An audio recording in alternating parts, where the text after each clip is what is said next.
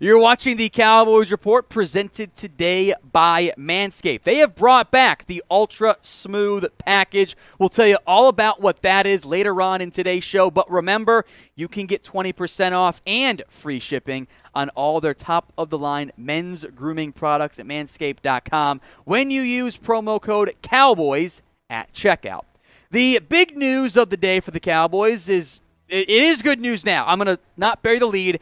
Jerry Jones is fine, everyone, but he was involved in what was termed a minor car crash Monday night out on Harry Hines. Jerry was briefly taken to the hospital. I did see a report that Jerry didn't want to go, and Dallas police made him go just to be safe or whatever, and he was quickly released, and then he got back home that night. He's just fine, but there were I saw some of the clickbait out there, which I was a little frustrated by, but Jerry's just fine. Minor car crash. No one knows if he was driving or not, but he's all good. So that is your Jerry Jones car crash update here.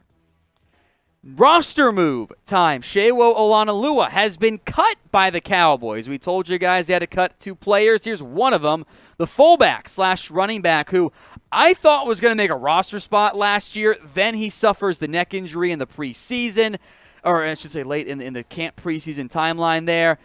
And he ends up now not making the roster at all. He has been released by the Cowboys. I hope it gets picked up by somebody. That one was a little bit disappointing for Olonilua to get cut. I was not ready for that one. I know that they have Nick Ralston, who they like, and I know that they have Ryan Null, who can play some fullback, running back, H-back, hybrid stuff there. But the release of Olonilua is a clear sign that I think the team likes Nick Ralston even more at that fullback, hybrid tight end role in the event they keep one of them. And I do think John Bones Fossil liked having Ralston in as that fullback situation there. So I want you guys right now to name a player who you want to cut. By my math, there's at least one, if not more, players set to be cut by the Dallas Cowboys. So I want you to sound off for me in the comment section a player you guys want to cut. Let's get to rumors here. Could the Cowboys go sign Nick Foles? I'll give this one 1 star, as I am okay with it. This has been floated out there by Sports Illustrated after Foles was released by the Chicago Bears in the moments, I'll call it, after the NFL draft. The Cowboys, as a reminder, did once want Nick Foles to be their backup QB back in 2016. Now that, of course, went a very different direction for this organization in the end. Foles has been a tale of 2 quarterbacks. 2 incredible runs, that magical year as the Eagles starter under Chip Kelly, and then again as the Super Bowl winner for the Eagles, not under Chip Kelly. Beyond that, he's been fairly mediocre as a quarterback in the NFL, but you could certainly do a lot worse. So would you sign Nick Foles if you were Jerry Jones and Catboy Stephen Jones? Y for yes or N for no? I want to hear from you guys in the comment section right now. Since 2018, Nick Foles has been a part-time starter, mainly a backup, but he's started over 16 games there. Here's his production in those 19 games. 67.4%, just over 4,000 yards, 21 touchdowns, 14 INTs. It's not bad, although the yards per attempt is pretty mediocre overall. I can say this, though. I think Nick Foles is better than Will Grier and Ben DiNucci. Do we disagree on that? Even I don't love Nick Foles, but I think he's a better QB at worst case as QB3 on this roster. Of course, you benefit with Cooper Rush being a profoundly cheap contract as well. I don't think Foles is that good of a QB. It is why, despite having a $3 million base salary, nobody wanted to trade for him. The Bears were trying to shop him, and everyone's like, we're fine. But if you can get Nick Foles cheap on a 1-year deal, sure. Obviously, Stephen Jones loves those deals, and I'm fine with those too if it's not the only move you guys end up making. But I would have interest in adding Foles on a cheap 1-year deal. Little to no guaranteed money. Worst case, I do feel a little bit better about your QB3 if Foles is on your roster.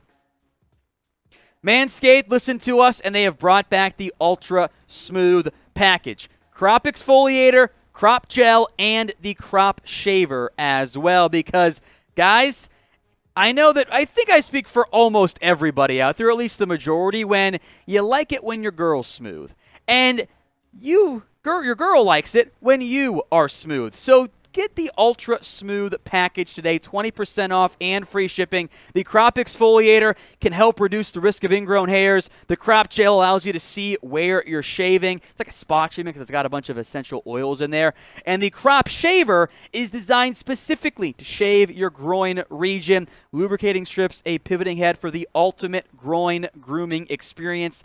Say that 5 times fast. 20% off and free shipping on the Ultra Smooth package and everything on the Manscaped site when you go to manscaped.com and use promo code Cowboys. That link will be in the comment section and in the description. Let's go to RG3 now. Could Robert Griffin head to the Cowboys? I'll give it 1 star on this idea, and it comes to us actually, as weird as this might sound, from Robert Griffin III himself. He says he heard from teams after his 4.48 40-yard dash at a charity event with Rich Eisen. He did not specify which teams called, but he did later express interest in specifically playing for the Cowboys among other teams. Now, RG3 does fit into the former NFL player category in the sense that of course those guys would like to be able to play for an NFL team right now because they're not on an NFL team at this stage. He mentioned 3 in particular, by the way. The Atlanta Falcons, maybe he wants to help mentor Desmond Ridder. The Chicago Bears, potentially help mentor Justin Fields. And also the Dallas Cowboys as well. Of course, remember he did play at Baylor. Here's the problem you run into with RG3. He hasn't been good in forever.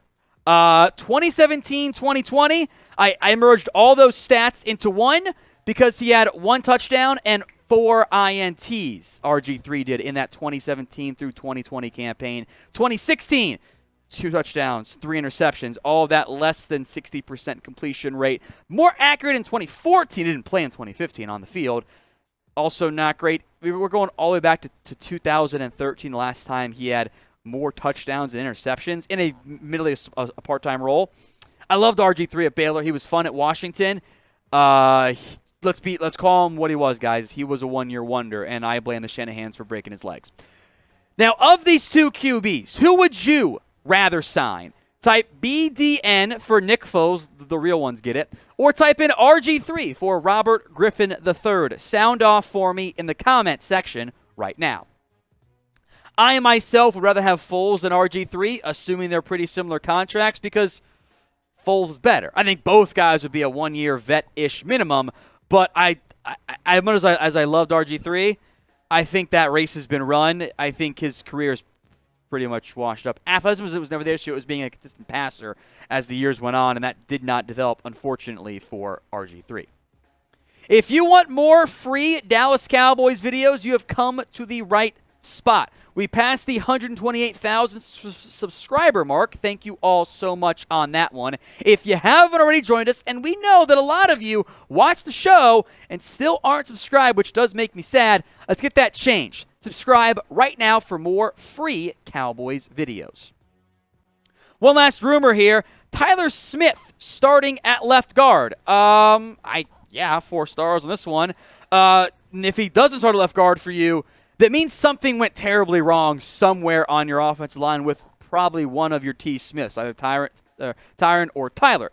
But not all big media seems to get this one figured out in terms of what's the short-term, long-term plan with the pick of Tyler Smith out of Tulsa. The plan is what we've said for a while now, but I want to educate some of the bigger media out there. Left guard, short-term. Long-term, he's your answer at left tackle. That is the hope and the goal for Tyler Smith. And as a power player, hopefully will help you run the football a little better when you need to. This Cowboys team could not run the football last year down the stretch. Teams would say, hey, we got 4 and we got light boxes, run the football. And the Cowboys couldn't do it. Hopefully, Smith and growth from guys like Tyler Biadasz will help result in a better ground game moving forward. So what is your confidence level in Tyler Smith at left guard? So we'll spend some more time on this momentarily, but scale it 1 to 100.